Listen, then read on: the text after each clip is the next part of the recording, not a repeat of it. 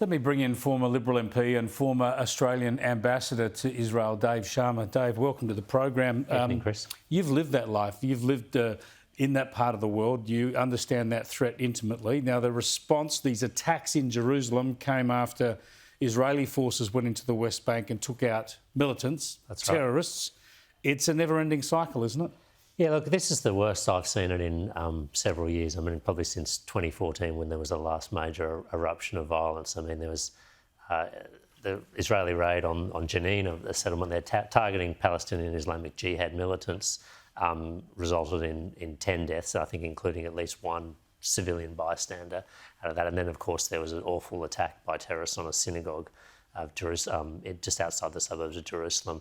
And the risk with these things, of course, is that people start to take things into their own hands. We've already started to see that with that 13-year-old boy, but also on the Israeli side where people conduct reprisal attacks on their own behalf, and it takes on a life of its own. We can see the armed Israelis there. If they hadn't have been there, more people would have been killed. But we know that Benjamin Netanyahu is a strong man and he will retaliate against presumably what are militant targets. But then we expect, of course, there'll be more reprisals from the occupied territories, missiles and the like. Do you fear that this is the beginning of a new escalation? Look, I do fear that. And I think it's important to remember, look, Gaza's a little separate here. Gaza's run by Hamas, committed to Israel's destruction. They're always looking for an opportunity to start a fight with Israel if they think they can inflict some damage, and they'll be looking at that now. The West Bank, which is where most of the Palestinian population lives, has been, relatively speaking, much more peaceful in Gaza since the Second Intifada. And that's because of security cooperation between Palestinian security forces and Israeli security forces. If that breaks down, and this is what Abbas is saying he's going to suspend, then we could be looking at something like another intifada where there's terrorism, there's attacks in Jerusalem on Israeli civilians, there's reprisal attacks, and we could really see it spin out of control. So I think it's a pretty tense time right there now. So Antony Blinken flies in. The US always gets involved in this. What can he reasonably be expected to do? Well, look, his message to both sides will be to walk this one back, to exercise restraint in the diplomatic phrase. He'll try and give the Palestinians, I think, some hope that there will be a political process in the offing, because I think they do need that. They need some sort of political horizon, and only the US can provide that. But he'll also be telling them to rein in their own people.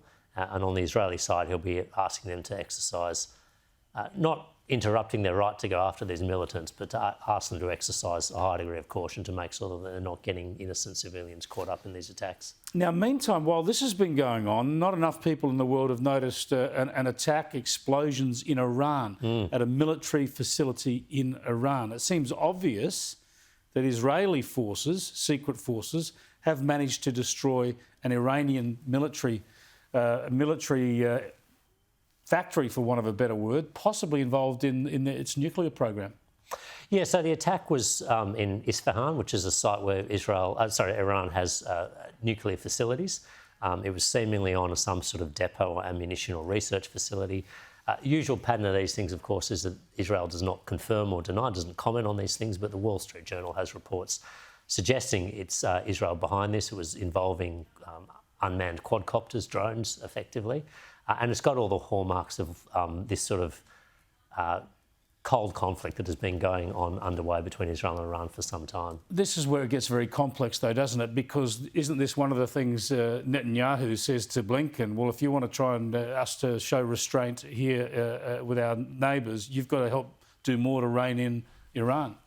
Look, this is a big agenda for Netanyahu, Iran. It's always been one of his biggest focuses as Prime Minister. Just last week, the US and Israel held their largest ever joint military exercises, doing things like air-to-air refuelling, the sorts of things that would be involved in a military strike against Iran's nuclear facilities. And I think with the diplomatic track, this is the idea to resurrect the P5+1 Iran nuclear agreement dead. The Biden administration is going to need to come up with other options to address Iran's nuclear program. Worrying stuff indeed, worrying indeed.